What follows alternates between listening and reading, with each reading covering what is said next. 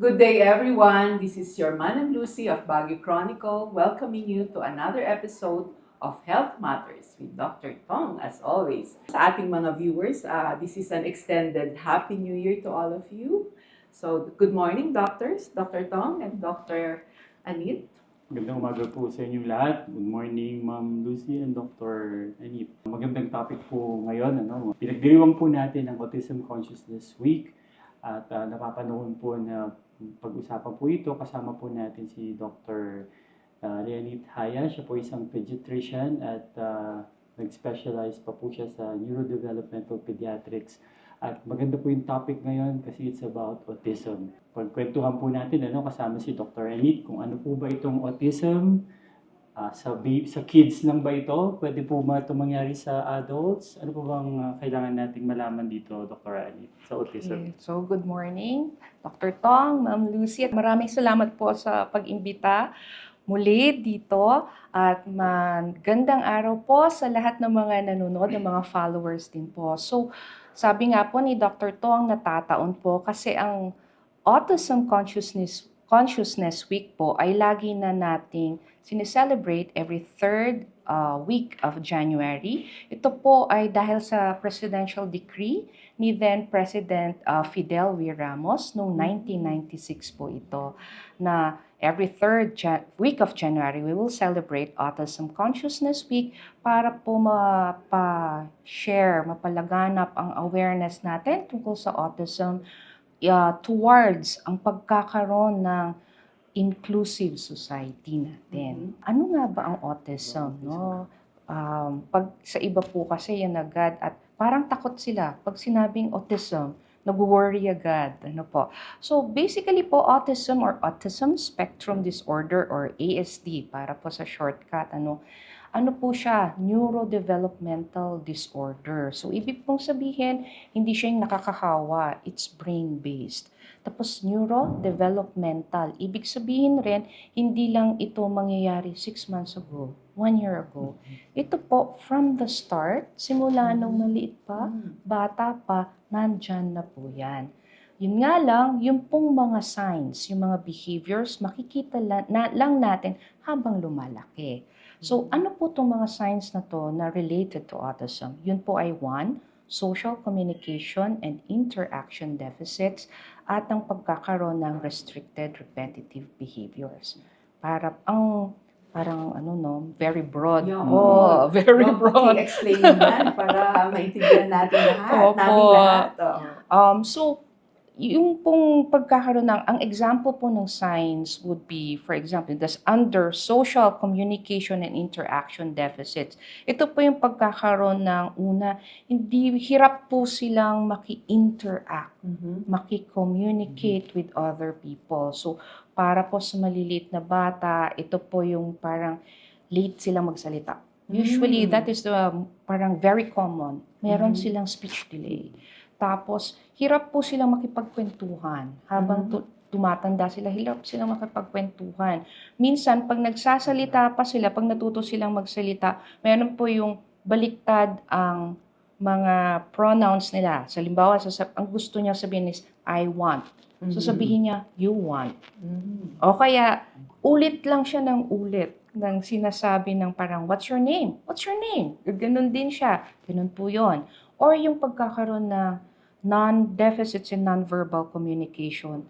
Dito po yung mga poor eye contact. Hindi po sila nakakatingin ng matagal sa ibang tao. Hindi po dahil nahihiya lang. Talagang hindi po sila makatingin sa ibang tao.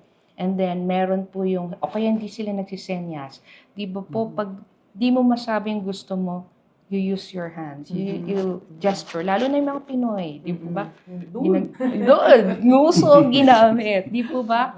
Tapos, wala po sila masyadong interest sa mga kapwa nila. No? Kaya po, di ba, pag mga bata, pag na-expose mo sa ibang bata, ang problema na ng mga magulang, paano mo iuuwi yan? Kasi ayaw humiwalay sa ibang bata. First time lang naman nilang mag-meet.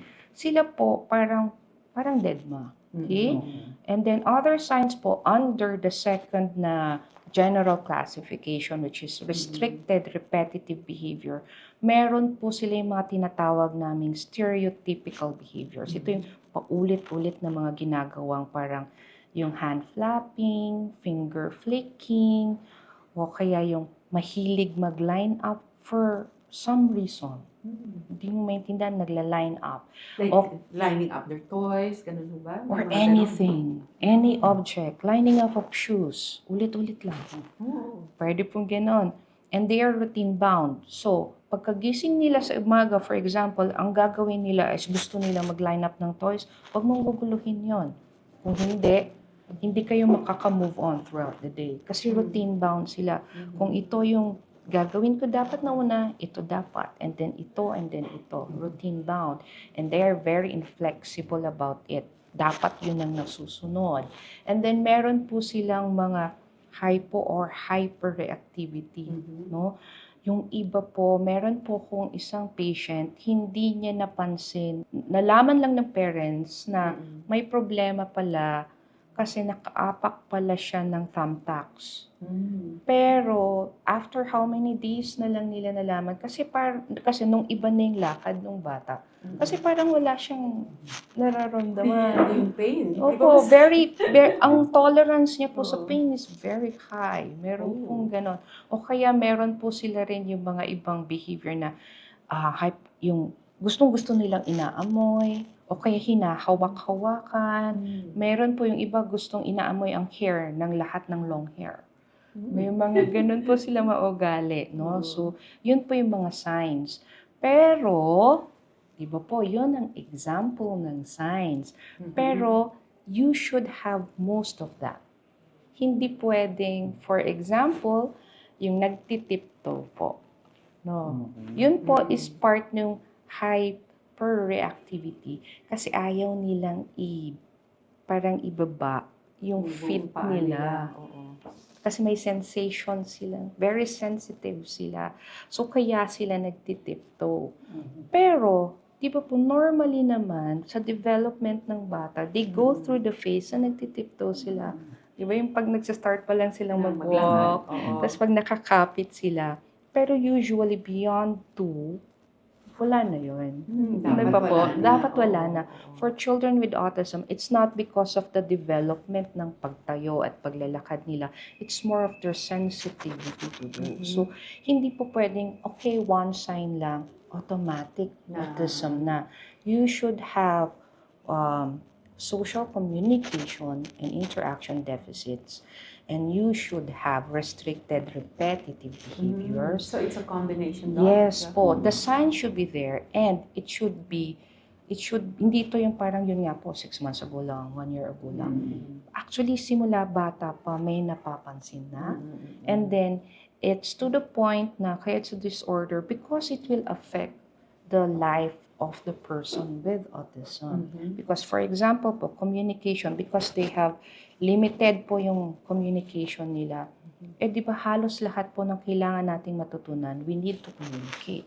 So, ma-affect talaga yung kanilang learning and development. Kapag masyado silang restricted, masyado silang repetitive sa behavior, malilimit din yung pwede nilang gawin. Kasi ito lang ang gusto nila. Yun po ang concern doon sa autism. So, in a nutshell, that's it. That's what autism spectrum disorder is all about. Okay, Doc. Kailan naman po usually na-observe ko ito? Kasi sinabi niyo nga na it just doesn't happen like, like a few months ago, but you said that it happens even when they're infants, di ba, from the start.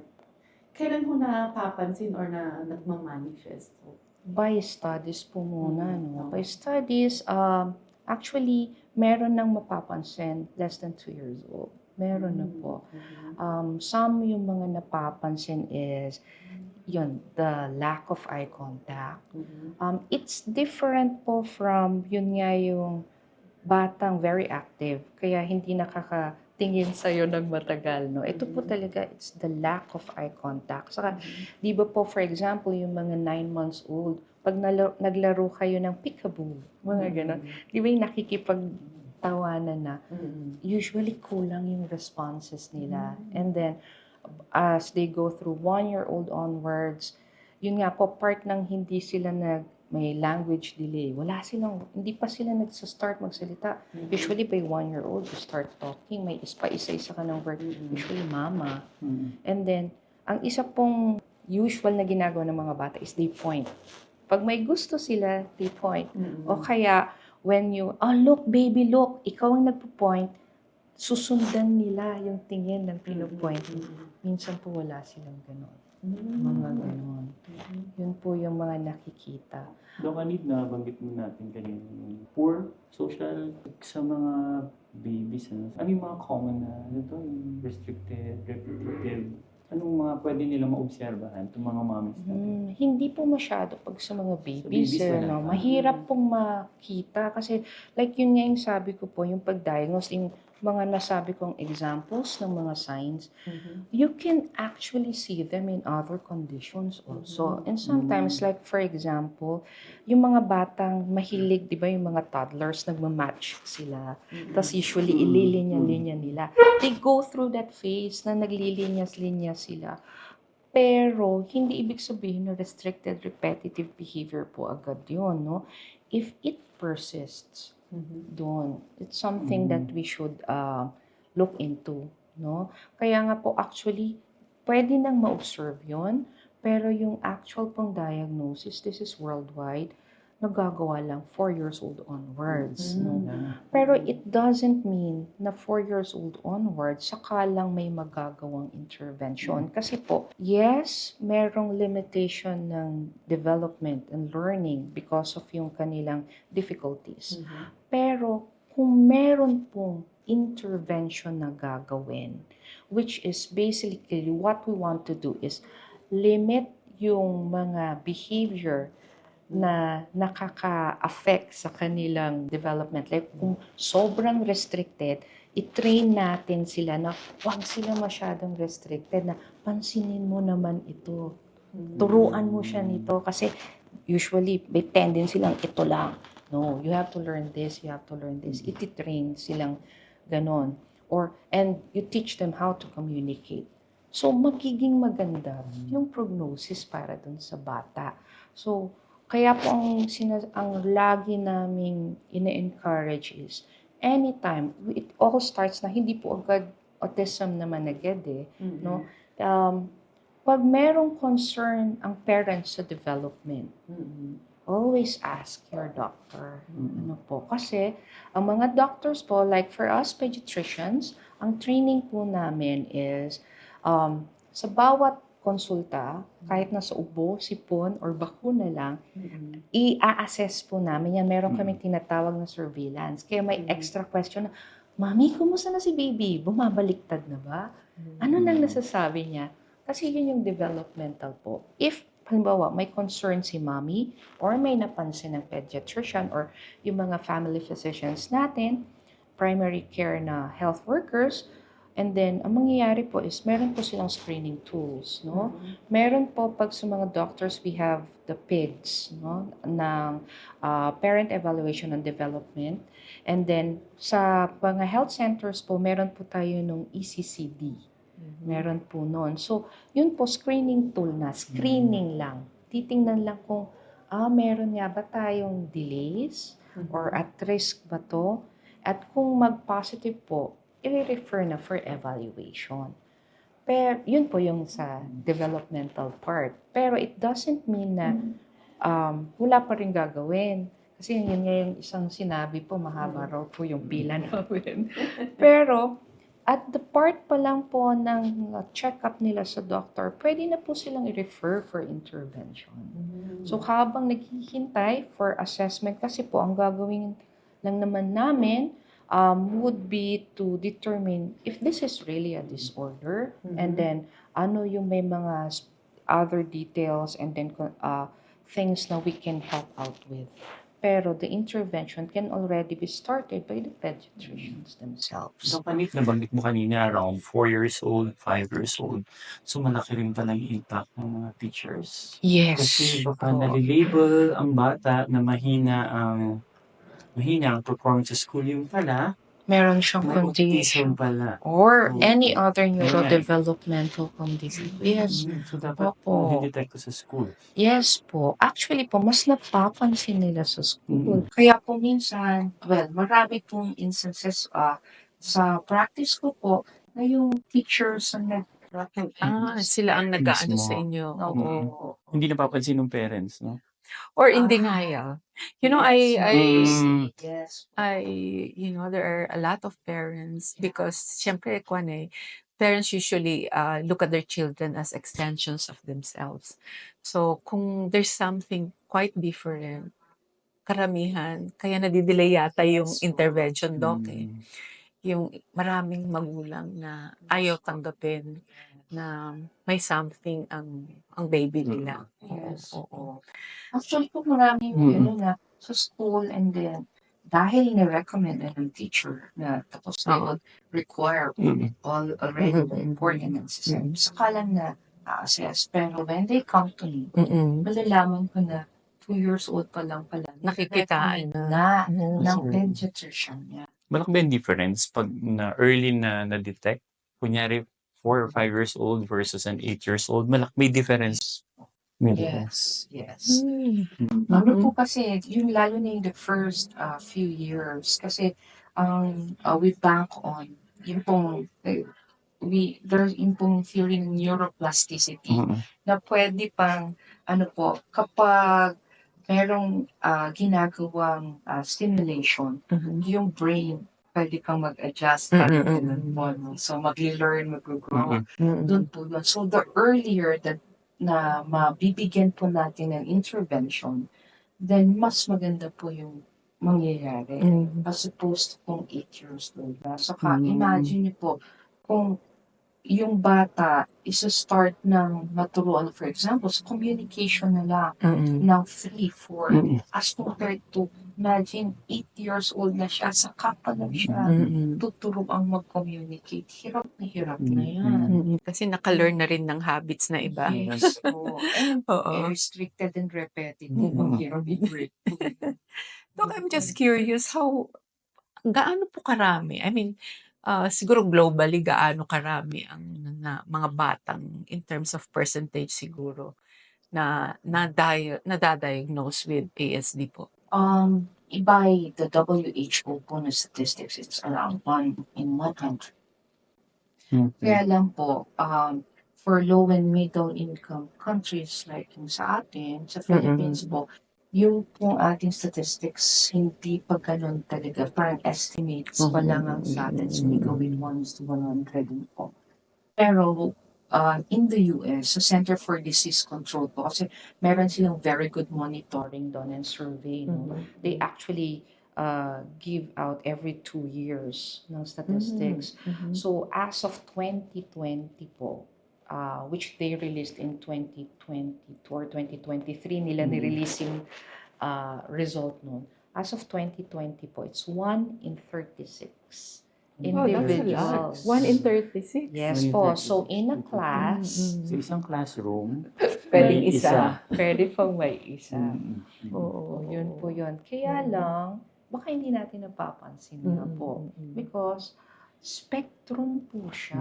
So, spectrum meaning wide range. Ano po? So, ang mga bata pong may autism, ang pare-pareho lang sa kanila is yes, they have social communication and interaction deficits. They have restricted and repetitive behavior. Yun lang ang pareho sa kanila. Pero yung examples nun, iba-iba sila. So, the way they communicate, pwede po talagang non-verbal. Pwede naman at the other end of the spectrum na hyper-verbose. Meron po yung dead man, tawag nga nila, may sariling mundo. Meron at the other end of the spectrum, natutong makipag-usap sa ibang tao. In terms of intelligence, meron po talaga yung nasa lower end. Meron po yung very intelligent din. Kaya po, yung pong dati, yung mga Asperger's, yung mga savant, yun po sila. Yun yung mga... So yung Asperger, Doc, it's part of the ASD? Yes po. It's Oh, under the okay. umbrella of autism Okay, spectrum oo. disorder. So, ganun po yung differences nila. So, anywhere in between is someone with autism. So parang Doc Anit, itong at the other end of the spectrum, medyo parang mas madali. Pero itong mga Asperger's, baka later silang nadidetect than the... Opo, Pwede, pwede ano? pong ganun kasi nga po, Parang they're okay. verbal, Oo. parang Okay sila ganon. Kaya lang, Highly functional. yes Highly po, yan yung functional. highly functional. Pero pag po merong something awkward Mm-mm. in the way that they interact with people, yun yung nangyayari. Sa kanila, hindi, hirap po sila with yung tinatawag nating social cues. Parang, kumbaga, they come out most of the time as tactless. Kasi hindi nga nila na-read yung room. Oo. Parang ganun po. Mm-mm. Or parang yun, hindi sila marunong mag-read between the lines. Parang ganun po. Yung pong mga savant din, lalo na is, they're very good with one topic lang. Like, they can memorize all the buildings all over the world, how tall, parang ganun. When one seat belt, merong mga ganun po. Pero, in other topics, Wala na. hindi na nila naintindihan. So, Parang it's ganun. savant pala. Yun po yung iba. Pero meron naman yung highly functional, so they attend regular schools. Ano po, yung kasi yung intelligence nila is average to above average to highly intelligent, they can attend regular schools. Pero yun nga lang, meron pa rin difference in terms of social communication. Which And we, they have restricted I mean, behavior. commonly would just dismiss as, may pagka-weird yan. Opo. O, di ba? Opo. In our, kunyari sa Opo. klase, may pagka-weird yan. Opo. Pero, they're not actually labeled as Yes po. ASD, but ano lang, yung pala yun. Opo. So meron yung iba, napakatalino, pero they cannot communicate well. Yes. Hindi Opo. sila nakapag-socialize. Yes So, po. yun yung baka late ang detection ng mga to. Opo. Doc, just a thought, no? If they're found in older people, kasi nga noon, wala namang napapag-usapan na ASD noon eh. Opo. Like, basta kakaiba lang ang ugali niya, yung pala, may ano siya, kasama siya sa spectrum. Opo. Oo, kasi nga, But yeah, it's good. Kaya, we're having this doc para mas magiging aware po tayo lahat dyan para we can get our children an early intervention. Yes po. Opo. Nasabi niyo nga rin po no na sa adults. So, yun po. So, it is a long-term na condition. Okay? So, kaya po, meron talagang adults. Ang wala po talagang gamot or treatment na para mawala yung autism. Ano po? Wala po talagang ganun. But, hindi ibig sabihin na wala silang magagawa. Hindi rin ibig sabihin na hindi sila magdi-develop. Ang term nga po namin sa kanila is neurodivergent. So, they just develop differently. Their brains are wired differently, so they develop differently. Lagi ko pong sinasabi sa mga patients ko, for example, even a group of yung typical na mga bata, o kaya sa mga anak niyo, hindi naman sila pare-pareho po, di ba? And your approach to one child, dun sa isa mong anak, iba yung approach mo dito sa batang, sa kapatid niya. Kasi depende sa personality, depende dun sa yung talagang innate niyang galing, dun sa mga interest niya, depende yun eh. So, i-a-adjust po natin yung pagtuturo natin dun sa bata, no? Kung ano yung kakayanan niya, ano yung kailangan niya. Same with children with autism. Gano'n rin po. It's just that mas different lang. Kasi nga hindi sila typical. Meron silang extra difficulty na kailangang matulungan natin sila. And kaya po sabi ko, para generalize natin, ang gusto natin sa mga anak natin is for them to reach their potential. Lahat sila may potential. Hindi po tayo lahat pinanganak na genius. And being a genius does not mean automatically na successful ka na eventually. Di po ba? Oo. Di ba, Doc, may mga kakilala tayong magna summa nung nasa university, pero if you meet them later in life, parang mas maano pa yung average eh. Yes po. Naging mas successful. Yun po yun. So, let's push our children, well, not push, let's guide them to reach their potential. Same with children with autism. They just develop differently, pero they have their own potential. So let's help them reach their potential and even reach beyond their potentials. Same with other kids. Doc, Anip, nabanggit mo walang gamot. Therapy lang. What about food? Meron bang hindi pwedeng ipakain or pwedeng pakainin? May ganun ba? Marami po naglalabasan. Actually, buti na lang po natanong nyo yan. May milk pa nga po na sinasabi. Kaya lang wala po talagang hard evidence to say that this supplements, this food will change yung sa autism na mga symptomatology. Wala pa pong ganun. So, pag po tinatanong ako, I would say na please check. I am not discouraging you, pero I am not also recommending it. Kasi wala po akong masabing, talagang okay yan. Kasi wala pa po akong ebidensya. Pero as long as it's healthy, it will not harm the child. Sige lang po kung gusto niyo. So it really goes back to the parents or the guardians kung paano nila i-guide yung... Yes po.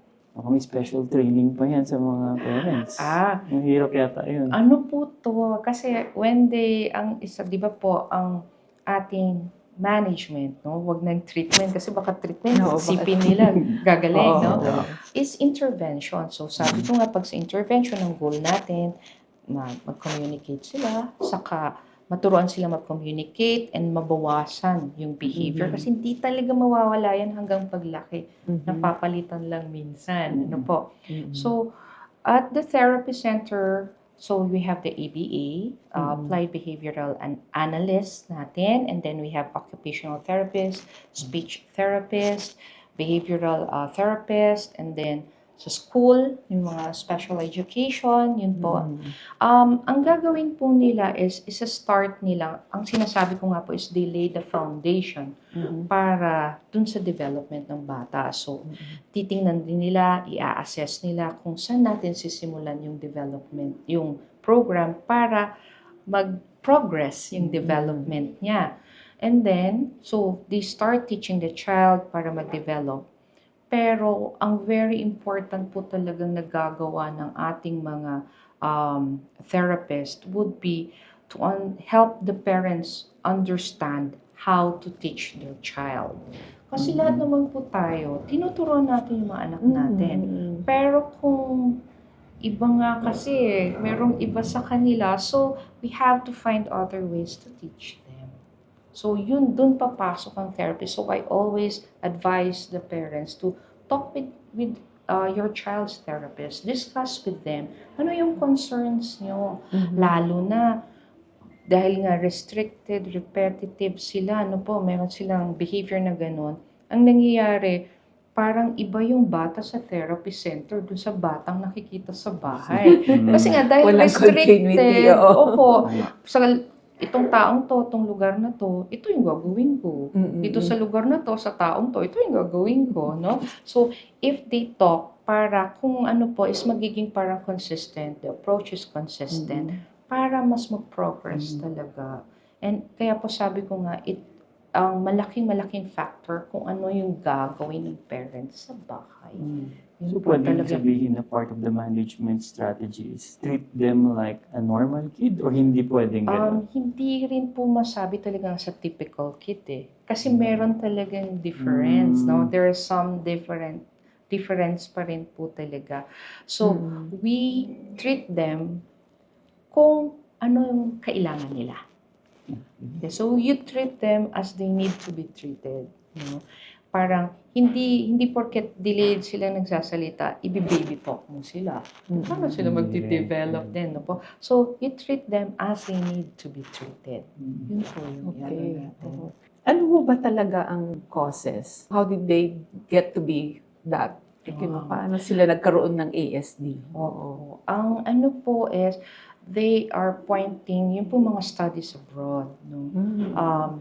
pointing towards genetic po talaga, no? Pero hindi pa nila na-identify talaga kung ano ba, very specific para sana kung merong pwede nang gawin. Very specific din for that. Oo. Pero yun po, no? So, Unlike Down syndrome, di ba? Yeah. Parang trisomy 21 yes develop. po, Oo. yung chromosome again. Oo, Yun po oo. hindi. Genetics First, po. during pregnancy, infection. Ano po, they are at high risk, no? Pag merong mga infections, certain conditions sa parents, they might be at risk, pero hindi rin po talaga yun yung parang masasabi nating cause. They are at risk po. Kapag may kamag-anak ka, for example, may kapatid na merong autism, yung possibility is around as low as 3% to as depende po sa perception eh. Mataas pa o mababa ang 10%. Parang gano'n, or less than 20%. Nasa sa inyo yan. Yun po parang gano'n. Oo. Kasi kung sa iba pa ka, it's too high to take the chance na magkaanak ulit. Sa iba po, pwede pa rin. Oo. Parang gano'n. So, binanggit nyo nga na it's genetically transmitted. Kung within the immediate family may nagkaroon ng similar case, so the likelihood of the next generation having it is Nandun higher po. than normal. Opo. Those without. Yeah. Oo. So, Opo. pag ganun pala, mas aware yung parents Yes po. kung may nakikitaan ng kakaiba, di ba? No? Actually po, Oo. yung ibang halimbawa, they have yung older kid, meron ng autism.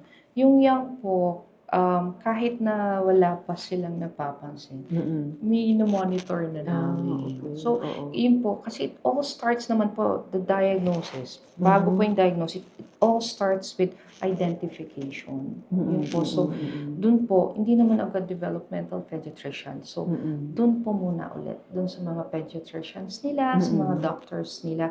Kaya po, I think, na-mention ko po nung last natin na do sa series noon, is meron po yung monitoring the Center for Disease Control na milestone tracker. Yeah. So, it will help po a lot the parents if they use that. So, kung meron silang mga concerns pa habang minomonitor na, you ask your doctor to discuss it with you. Kasi, yun nga po, hindi po ibig sabihin na nagtitipto automatic autism. Hindi ibig sabihin na ay hindi po siya tumitingin sa akin or nagla-line up siya, automatic autism. It might be another condition or it just might be part ng development ng bata. So better to ask na lang po. At kung ito nga ay isang neuroautism or any other neurodevelopmental condition, it's not the end of the world. Yeah. Ano po? Ang sabi ko nga, ulitin ko po, they do develop.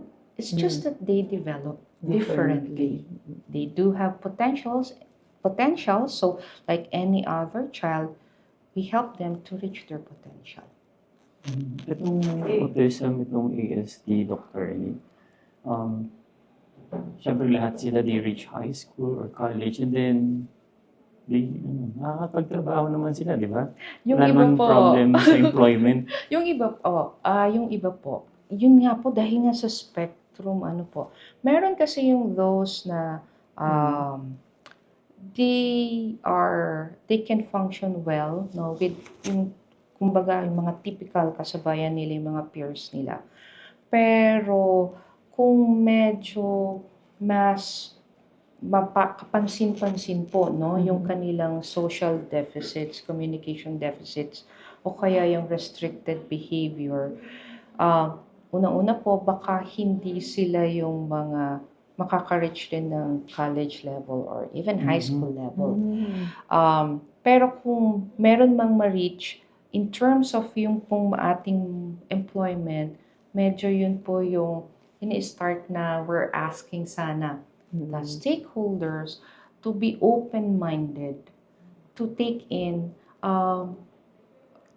persons with autism. Kasi meron pa rin silang kayang gawin. Meron po yung isang, when I attended Autism Society of the Philippines Convention a few years ago, meron yung isang nag-express na merong isang restaurant. Tumanggap sila. Siyempre, guided po yun ng mga therapist. No? Guided ng therapist. na siya yung tagagawa ng mga ng iced tea nila. Parang gano'n. Oo. Doon siya nag-start. Mm. Tapos habang tumatagal, meron na siyang ibang nagagawa na rin.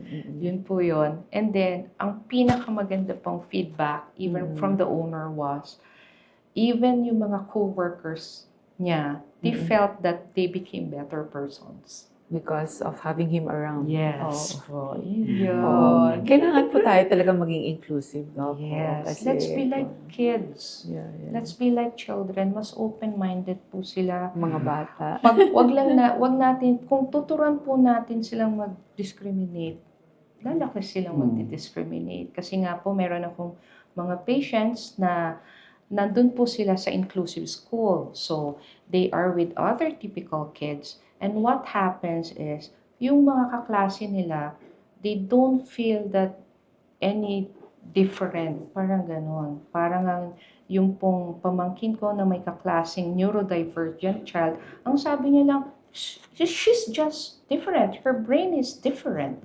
Yun lang. So, wala talagang judgment.